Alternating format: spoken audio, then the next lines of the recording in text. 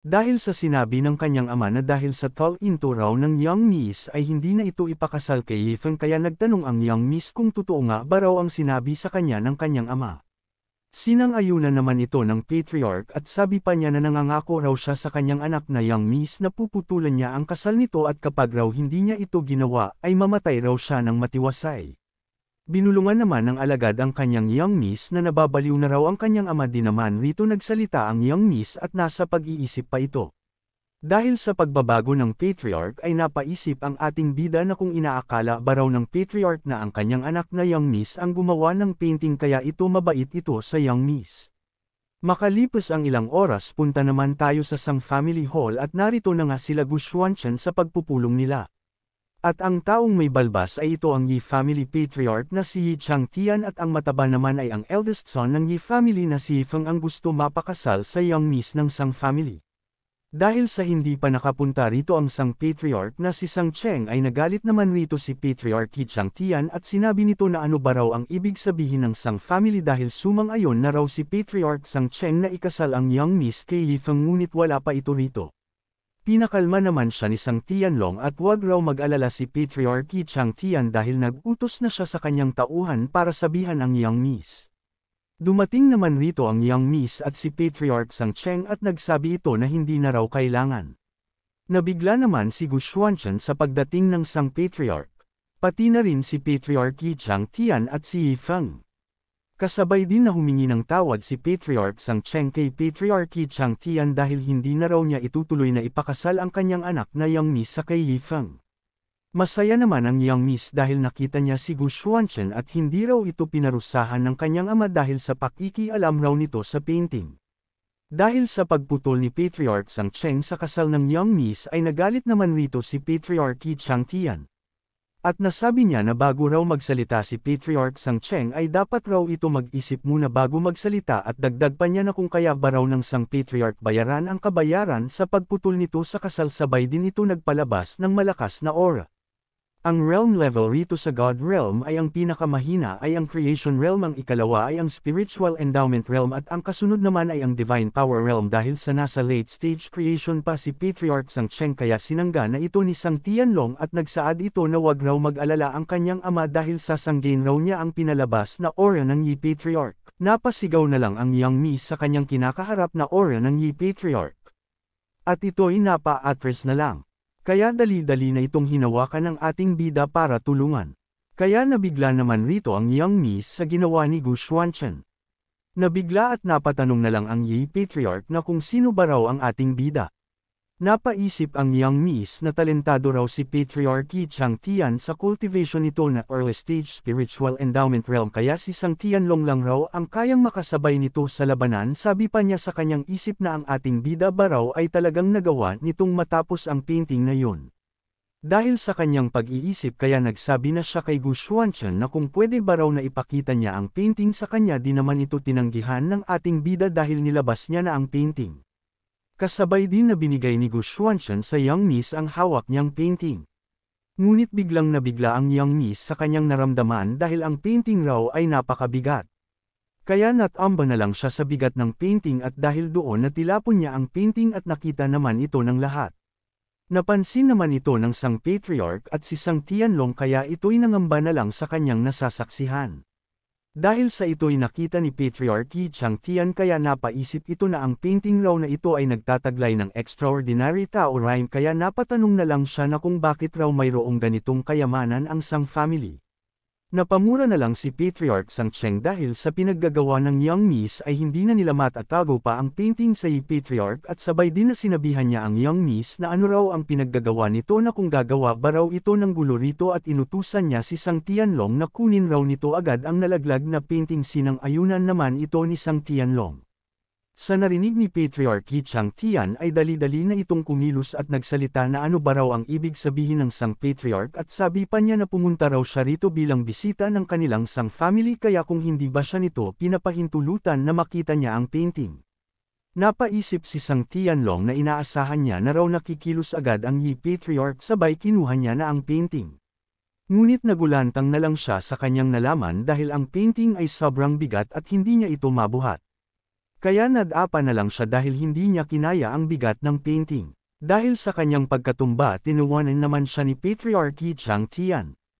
At kinutya niya si Sang Tianlong dahil parang wala na raw ang cultivation nito dahil hindi nito nakayang mabuhat ang isang scroll lang.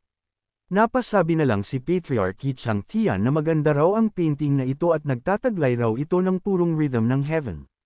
Kaya titingnan niya raw ang painting na ito. Kasabay din na walang alinlangan niya na kinuha ang painting. Pero nabigla naman siya sa bigat ng painting. Habang ito'y pinagpawisan na lang nasabi na lang niya na ano ba raw ang nangyayari sa painting na ito, bakit raw ito ay mas mabigat pa kaysa 10,000 itim na bakal. Sinabi niya sa kanyang pag-iisip na hindi raw maganda na mapahiya siya rito. Sinabi naman ng Sang Patriarch sa kanyang pag-iisip na ano ba raw kalokohan ang ginagawa ng Yi Patriarch at tinawag pa niya ito na matanda. Kinutya naman ni Gu Xuanchen sa kanyang iisip si Patriarch Yi Chang Tian dahil raw kinuha pera niya ang painting ng walang alinlangan kahit nakita na nila si Sang Tianlong na hindi nito kayang mabuhat ang painting kahit nasa mid-stage endowment realm na ito. Dahil sa nangyayari napaisip ang young miss na ang ating bida raw ay malamang ito raw ang gumawa sa painting at ang ating bida raw ay isang walang kapantay na master at ito ay tinatago lang raw nito ang totoo nitong lakas. Kasabay din na umubo ang young miss para makuha niya ang pansin ng lahat at nagsalita ito na wag na raw pilitin ni Patriarch Chang Tian na kunin ang painting dahil ipapakuha na lang niya ito sa kanyang bantay na si Gu Xuanchen at pag-usapan nila ang pagputol sa kasal.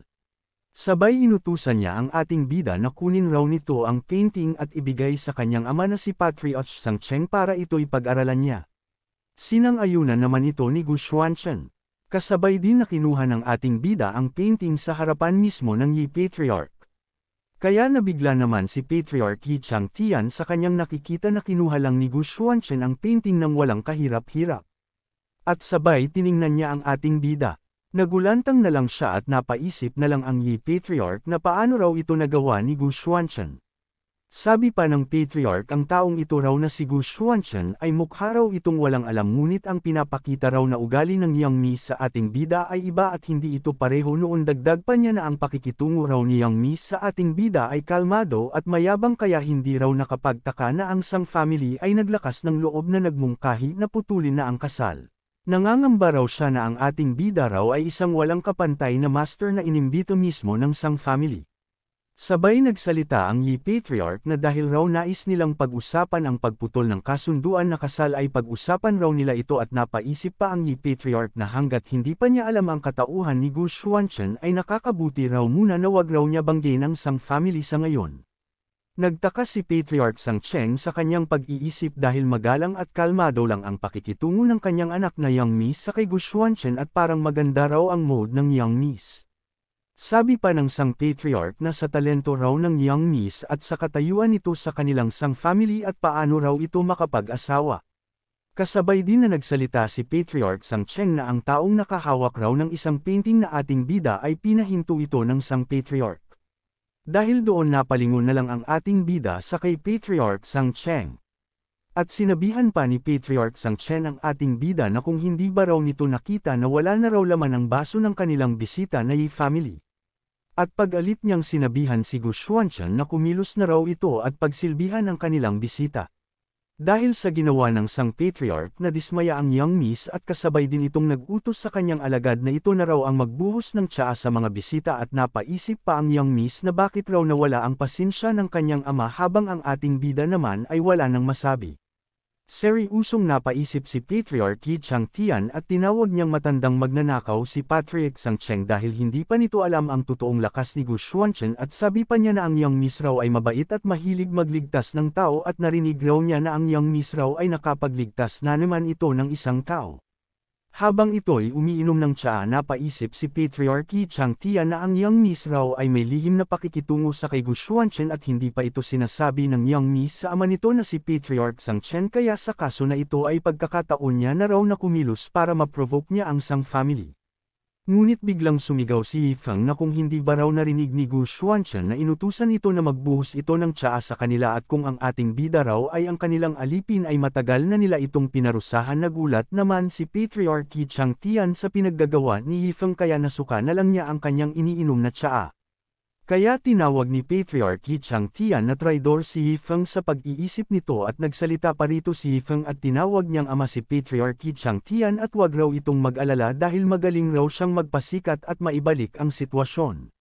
Sa mga sinabi ni Yifeng sinang-ayunan naman ito ng idiot na si Patriarch Sang Cheng at sabay nag-utos ito sa kanyang alagad na hatakin raw nila si Gu Xuanchen at parusahan nila ito ng 2 panghampas. Nabigla naman ang Young Miss at ang alagad nito sa binitawan na salita ni Patriarch Sang Cheng habang ang ating bida naman ay kalmado lang.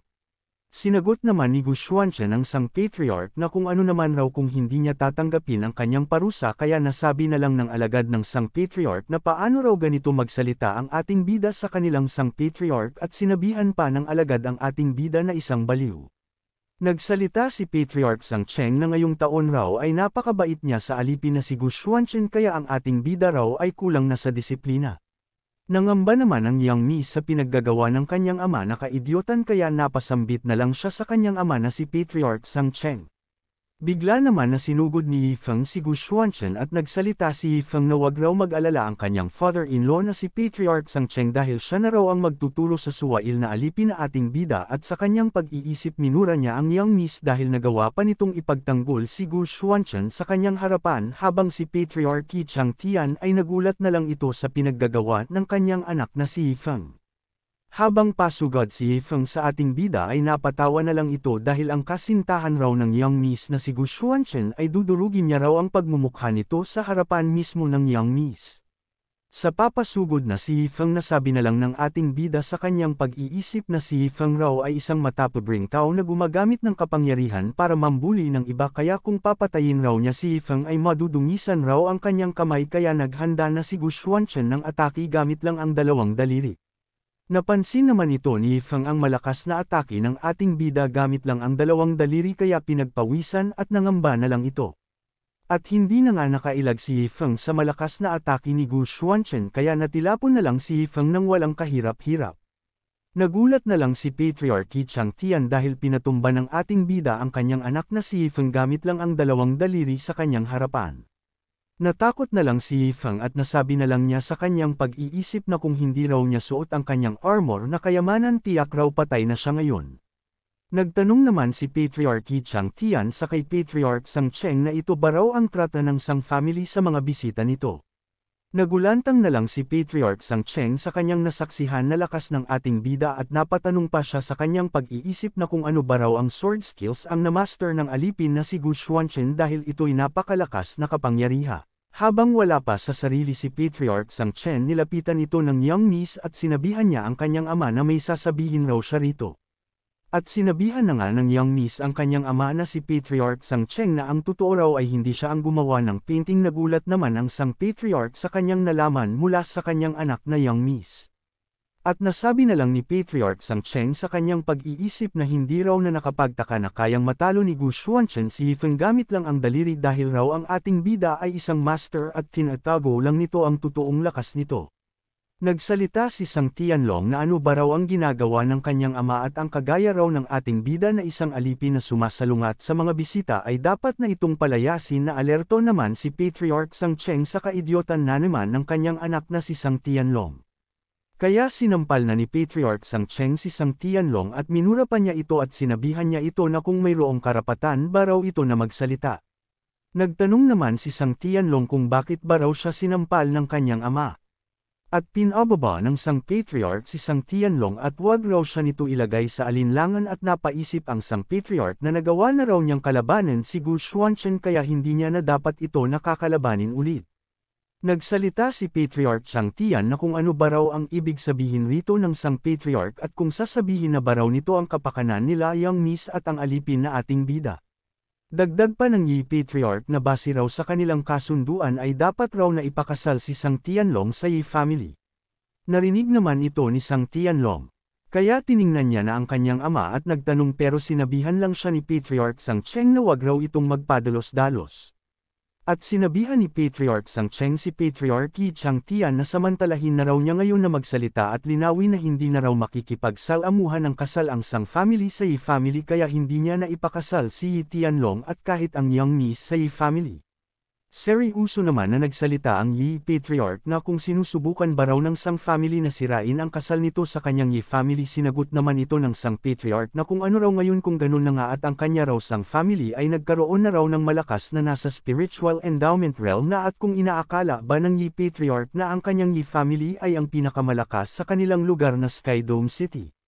Napaisip ang Sang Patriarch na bagamat ang painting raw ay hindi gawa ng Young Miss ay ang master na ating bida raw ay may malapit na relasyon sa Young Miss at dagdag pa niya na ang Young Miss raw ang nagligtas noon sa kay Gu Xuanchen, kaya kung ang Yi family raw ay magtatangkang umatake sa kanyang Sang family ay tiyak raw na ang eksperto na ating bida ay hindi raw sila nito hahayaan na mamatay na lang.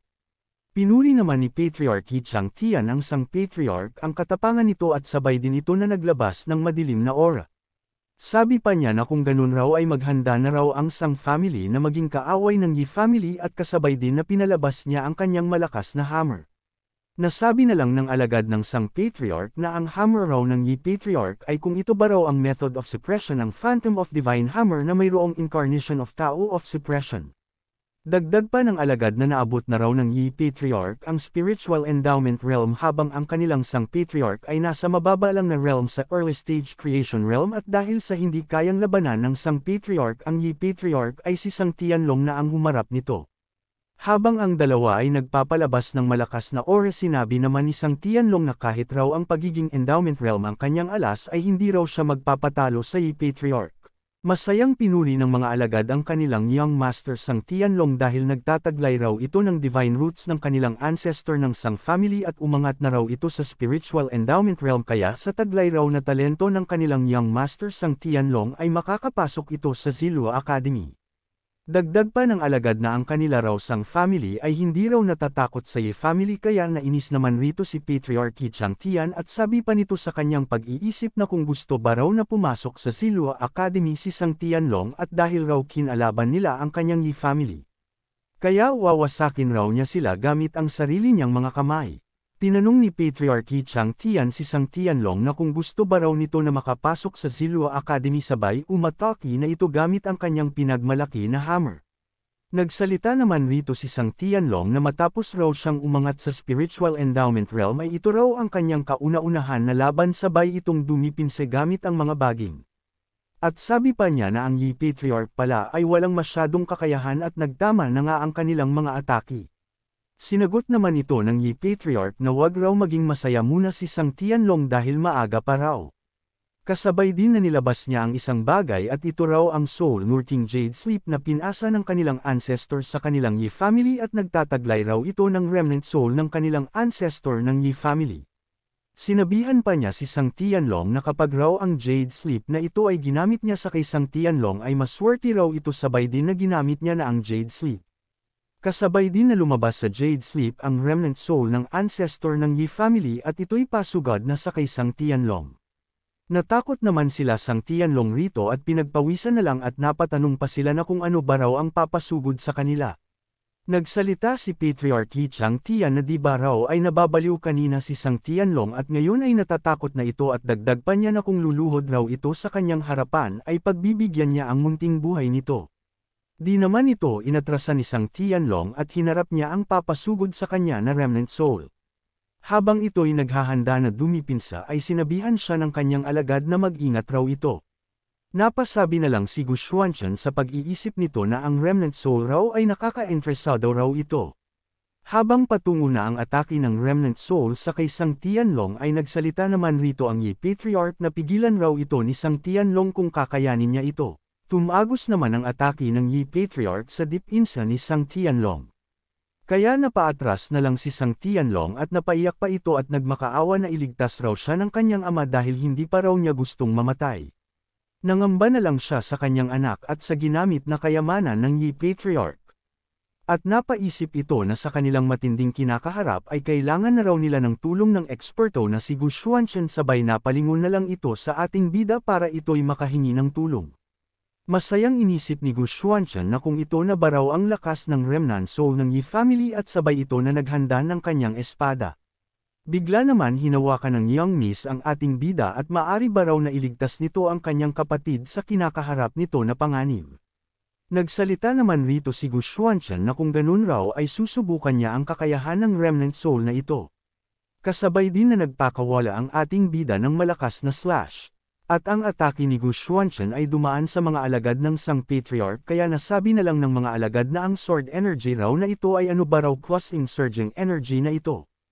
At tumaman na nga ang atake ng ating bida sa remnant soul kaya ito'y natilapon na lang ng walang kahirap-hirap.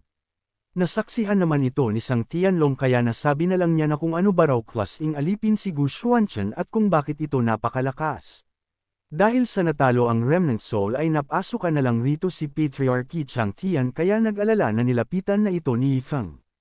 Habang napasukan ng dugo ang Yi Patriarch nasabi na lang niya na ang remnant soul raw ay iniwan sa kanila ng kanilang ancestor at ito'y true realm at nadurage lang ito ng ating bida ng walang kahirap-hirap at kung bakit raw ito nagawa ng isang alipin lamang na ating bida. Tinanong naman ni Yi Feng ang kanyang ama na kung okay lang ba raw ito sinagot naman ito ni Patriarch Yi Changtian na okay lang raw siya dahil ang remnant soul lang raw ang nawasak kaya maliit lang raw na pinsala ang kanyang natamo. Seryusong sinabihan ng Sang Patriarch ang Yi Patriarch na tinangka raw nito na patayin ang kanyang anak na si Tianlong kaya kapag hindi ito makapagbigay ng magandang paliwanag sa kanya ay hindi niya ito hahayaan. Dagdag pa ng Sang Patriarch na hindi raw brat si Sang Tianlong at sinira raw nila ang kontrata ng walang dahilan at hindi pa raw nagbigay ng paliwanag ang Yi family kaya napalingon na lang rito sila Yi Feng at hindi naman rito nagsalita ang Yi Patriarch. Nasabi na lang ng Yi Patriarch sa kanyang pag-iisip na kapag raw wala lang raw si Gu Xuanchen at tiyak raw na hindi makakalaban sa kanila ang Sang family. Naglabas naman siya ng bagay at nasabi pa ni Patriarch Yi Changtian na mayroon pa raw siyang natitirang remnant soul jade sleep kaya gagamitin niya ito para makontrol ang katawan ng ating bida kapag raw magtagumpay siya tiyak luluhod sa kanya ang Sang family. Nasabi na lang ni Patriarch Yi Changtian na hindi na raw siya makapaghintay na mapaluhod niya ang Sang family kaya inatake niya na ang ating bida ng walang alinlangan gamit ang remnant soul para makontrol niya ang katawan ni Gu Xuanchen. Napansin naman ito ni Gu Xuanchen ang palihim na atake ng Yi Patriarch sa kanya kaya sinalag niya na ito gamit ang kanyang espada. Sabay din na nagsabi ang ating bida na paano raw nagawa ng Yi Patriarch na umatake sa kanya ng palihim gamit lang ang walang kwentang kakayahan nito. Kasabay din na pinalipad ni Gu Xuanchen ang kanyang espada para atakihin ang Yi Patriarch. Tinamaan na nga ang Yi Patriarch at sabi pa ni Gu Xuanchen na dahil sa ginawa nito ay ito ang kanya raw kabayaran. Napisalag na lang si Yi Feng matapos tumama ang atake ng ating bida sa kay Yi Patriarch. Nagulat naman rito si Yi Feng sa pagkakita niya sa kanyang ama dahil ito'y nakatanggap na ng matinding pinsala. Dahil doon nagbanta si Yi Feng na maghintay raw ang Sang family sa kanya dahil maghihiganti raw siya. Kasabay din silang tumakas at hahabulin pa sana ito ni Sang Tianlong pero pinigilan ito ni Patriarch Sang Cheng at nagsalita na kung may kakayahan ba raw si Sang Tianlong na labanan ang Yi family. Nakita naman ni Sang Tianlong ang ating bida kaya tinuro niya ito at kung sino ba raw si Gu Xuanchen kaya nakaramdam ng takot ang Sang Patriarch sa pinaggagawa ng kanyang anak. Kasabay din na sinapak ni Patriarch Sang Cheng ang kanyang anak at magbigay galang raw si Sang Tianlong at tawagin raw nito ang ating bida na Young Master. Sabay din na binulungan ni Sang Patriarch si Sang Tianlong na sinabi raw ng Young Miss na hindi raw siya ang gumawa ng painting kundi si Gu Xuanchen kaya nagulat na lang si Sang Tianlong sa kanyang nalaman. Kaya nagbago ang pakikitungo ni Sang Tianlong at tinawag niyang Young Master ang ating bida at kung may kailangan raw ito ay magsabi lang raw ito. Nagsabi rin ang Sang Patriarch na ito raw ay totoo habang si Gu Xuanchen naman ay naiirita na lang sa ginagawa ng dalawa. Nasabi niya sa kanyang pag-iisip na sa ngayon raw ay kailangan niya na malaman ang mga tungkol sa Zilua Academy.